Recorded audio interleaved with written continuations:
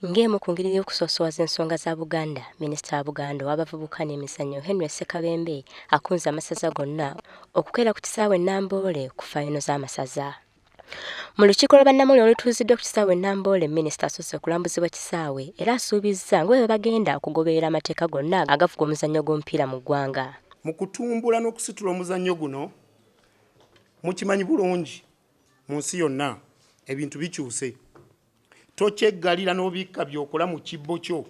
N'olwekyo tusoosinga oba tunoonya abantu abo tusobole okuteekateeka omupiira guno nga kuli ku ddaala eryo.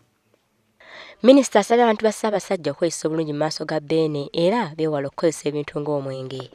Mu kyo asabye abawagizi okukwata obudde okwewala ensindiikagano eziyinza okubaawo ku miryango. Ssaabasajja Kabaka asiimye okuyingira ekisaawe kino ekya Namboole International Stadium. Kubasaba n'obuwombeefu abantu ffenna okukuuma empisa. Ttiimu ya Ssingo ne Budduzi zigenda okumeggana ku lunaku olwo era ng'omuwanguzi wakusitukira mu ngabo.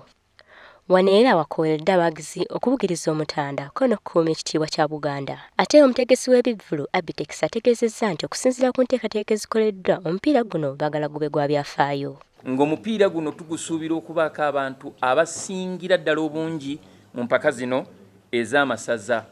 Nga tebannaba kusambaza akamalirizo wakusookawo omupiira wakati w'essaza ly'e Bugerere ne Bulemeezi nga balwanira ekifo ekyokusatu. Olivia Nakate, WBS TV, Namboole.